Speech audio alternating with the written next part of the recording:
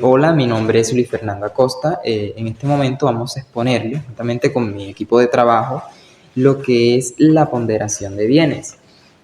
Pero antes de entrar en contexto de lo que es la ponderación de bienes, cómo se clasifica, para qué, vamos a exponerle lo que es la ponderación, qué trata la ponderación, qué busca la ponderación y cómo podemos utilizarla de la mejor manera en el derecho.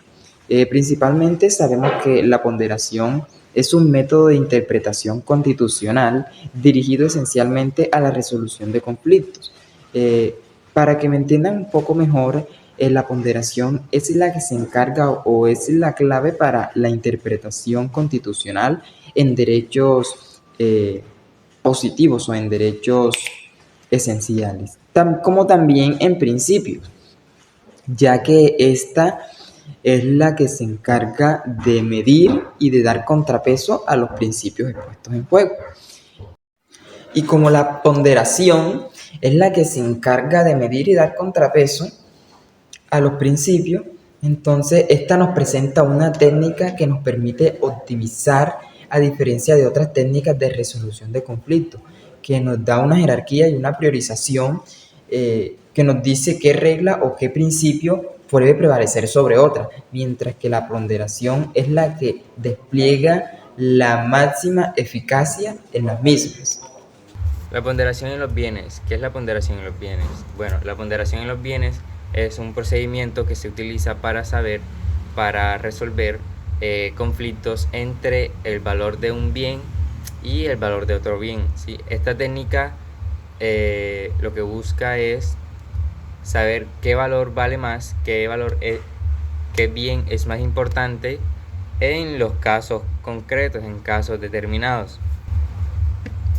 ¿Qué busca la ponderación de los bienes? Lo que busca es que cuando las juezas o los jueces tengan o se puedan enfrentar a casos difíciles, puedan utilizar esta técnica, esta herramienta para verificar qué bien vale más y poder dar un veredicto, una sentencia más clara bajo este caso en específico, utilizando la ley de ponderación en la premisa de proporcionalidad.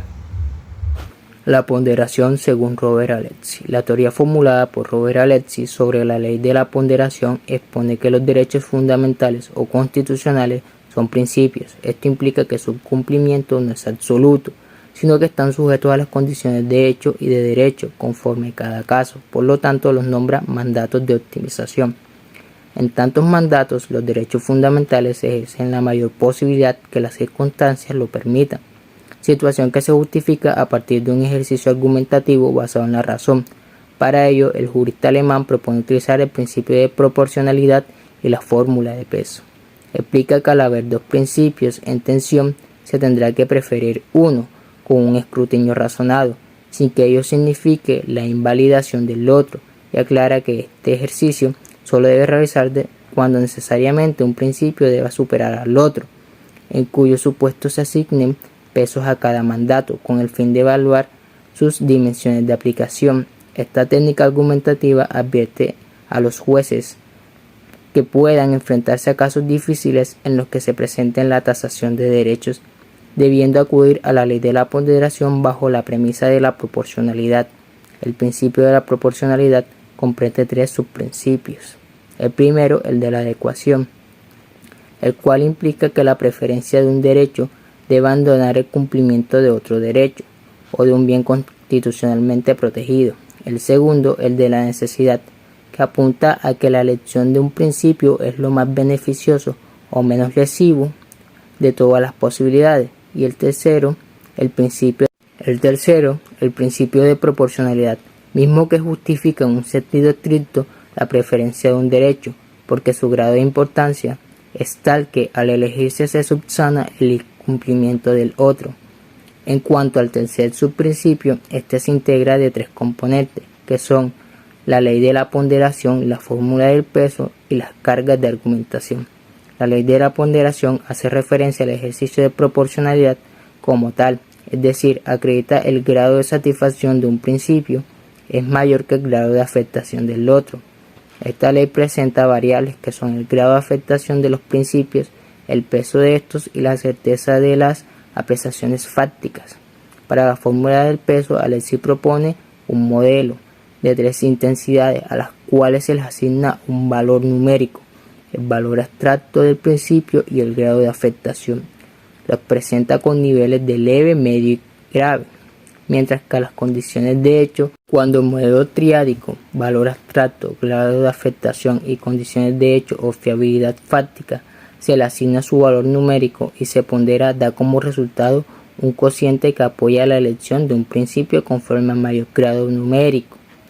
Solo si existe un empate en el peso de los principios, se acude a las cargas de la argumentación, que son puntos de inclinación para generar discusión y verificar el mayor consenso sobre la preferencia de uno u otro principio, para asignar nuevos valores numéricos que generen otra operación y cociente. El proceso de ponderación implica 3 pasos. Principal 1.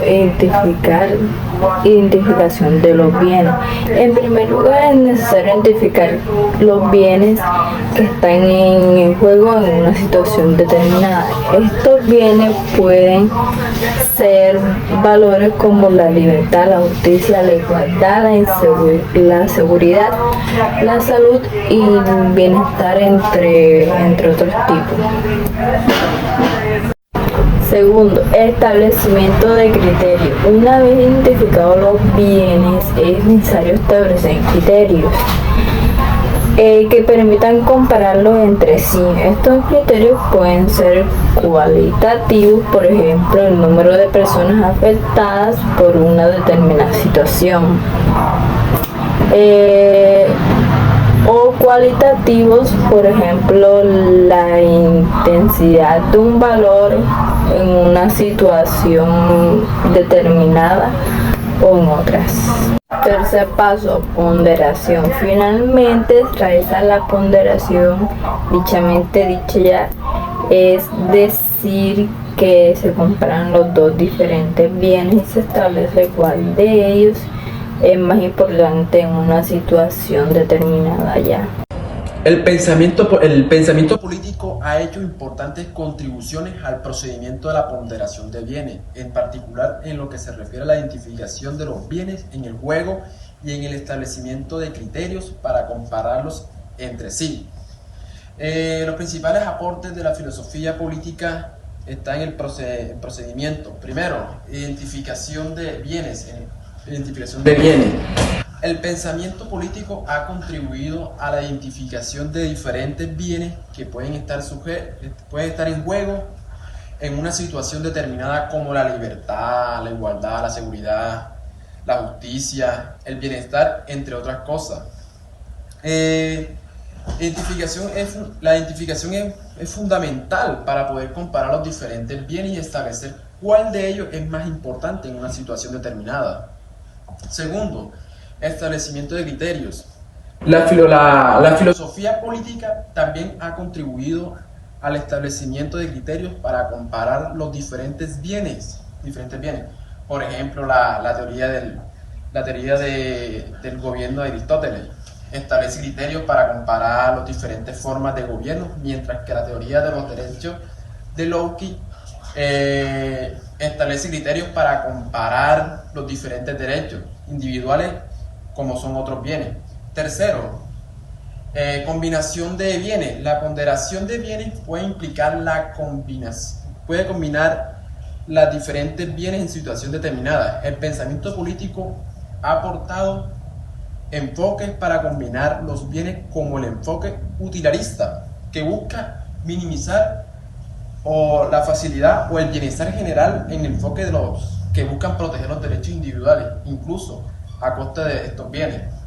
Estos son los bienes, estos 3 criterios que mencioné anteriormente son los más destacables, más fundamentales al día de hoy en nuestra sociedad. Muchas gracias. Hola, mi nombre es Jorge Mario Rieta Amador y hoy les vengo a hablar sobre los principales pensadores políticos y sus aportes destacados. En esto podemos mencionar como número 1 a Platón, filósofo griego que propuso en su obra La República la idea de un estado ideal, gobernado por una élite de filósofos Su pensamiento político se centraba en la búsqueda del bien común y la justicia. Por segundo tenemos a Aristóteles, discípulo de Platón, propuso en su obra llamada Política la idea de la democracia como forma de gobierno más adecuada para las ciudades-estado griegas. También desarrolló la teoría de las formas de gobierno, clasificándolas en monarquía, aristocracia y democracia. Como tercero tenemos a Maquiavelo, escritor y político italiano, que propuso en su obra llamado El Príncipe la idea de que el fin justifica los medios en política. Su pensamiento político se centraba en la necesidad de mantener el poder y la estabilidad del Estado, aunque esto implicara acciones poco éticas. Como cuarto tenemos a Hobbes, filósofo inglés que propuso en su obra llamada Leviatán la idea de un contrato social entre los individuos y el Estado, en el que se renuncia a ciertas libertades a cambio de la protección del Estado. Su pensamiento político se centraba en la necesidad de un gobierno fuerte y autoritario para mantener la paz y la estabilidad social. Por quinto tenemos a Locke, filósofo inglés que propuso en su obra llamada Ensayo sobre el gobierno civil la idea de que el poder político proviene del consentimiento de los ciudadanos y que estos tienen el derecho a rebelarse contra un gobierno injusto. Su pensamiento político se centraba en la protección de los derechos individuales y la libertad. Y por último tenemos a Rousseau, filósofo suizo-francés que propuso en su obra llamada El contrato social la idea de que la soberanía reside en el pueblo. Mi nombre es Nicolás Rieta Benítez y continuando con lo dicho con mis compañeros, yo les vengo a explicar cuáles son los aportes que ha hecho el pensamiento político en el procedimiento de la ponderación de bienes. En conjunto, estos aportes del pensamiento político son fundamentales para el procedimiento de la ponderación, ya que nos permite identificar los diferentes bienes en juego, establecer criterios para cambiarlos, comparar y justificar decisiones en función de ellos. El pensamiento político ha hecho importantes aportes al procedimiento de la ponderación de bienes, el cual se refiere a la necesidad de tomar decisiones que implican la valoración y comparación de diferentes bienes, intereses y derechos en conflicto. Uno de los principales aportes es el reconocimiento de la importancia de los valores democráticos y los derechos humanos como criterios fundamentales, para así tener una buena toma de decisiones. En este sentido, la teoría política ha desarrollado diversos enfoques que nos permiten analizar los valores y los derechos involucrados. En resumen, podemos decir que el pensamiento político ha hecho grandes aportes a la ponderación de bienes, afianzar la importancia de los valores democráticos y los derechos humanos, desarrollar herramientas y métodos para la toma de decisiones y destacar la importancia de la ética en la política. Muchas gracias.